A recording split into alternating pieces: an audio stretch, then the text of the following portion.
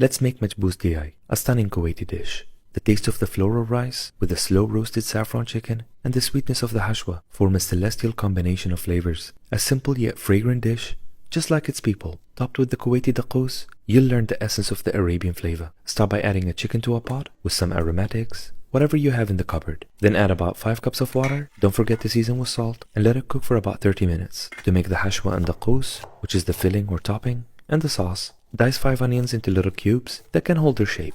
A few cloves of garlic and grate a couple of tomatoes if you don't want any skin in the sauce. Then add 4 of the onions to a pan with no oil and let them sweat their water as much as possible without burning them. That way, the onions will retain their sweetness while adding that toasty caramelized flavor. Once they're nice and soft, add about a cup of sultanas, preferably blonde, but I mixed them a bit. You should also add some chickpeas, but I had none. Season with a pinch of salt, a touch of black pepper, half a teaspoon of cinnamon powder, cardamom powder, and black lumi powder if you have it. Give them a stir and set them aside. Saute the remaining onion and garlic in a touch of olive oil till they're nice and fragrant. Then add 2 tablespoons of tomato puree, the grated tomatoes, and 2 bruised up spicy chilies if you want a bit of a kick in the sauce. Season with a pinch of salt, cover, and let the pot simmer on the lowest heat possible for about 15 minutes. Now, in order to soak up the flavor of the chicken stock and the sweetness of the hashwa, wash 2 cups of the best fragrant basmati rice that you can find, like culinary, the essence of fragrance. Then soak it in hot water for 30 minutes. Once the chicken is ready, mix a couple of spoons of the stock with an optional tablespoon of ghee, half a teaspoon of turmeric powder, black pepper, a pinch of salt, and a few crushed up saffron petals. Place the chicken on a baking tray, brush it with the mixture,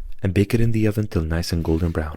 Add the rice to the pot with an optional tablespoon of ghee and gently stir it for a minute or two, coating the rice grains with the ghee to give it a shiny finish. Add 2 cups of the chicken stock, or about a centimeter above the rice. Then let it boil for about 5 to 6 minutes, or till you see some holes forming in the pot. That's when you mix half a cup of the remaining chicken stock with a teaspoon of saffron powder and a bottle's cap worth of rose water. Drizzle the mixture on one side of the rice and place the hashwa on the other side. Cover the pot and let it steam on the lowest heat possible for about 15 minutes. Once it's ready, scoop the hashwa and the saffron rice on a separate plate, pour the pot on the main serving plate, top it with the saffron rice, the hashwa, the roasted chicken, serve it with the daqoos. Let your taste buds go on a Kuwaiti journey and enjoy.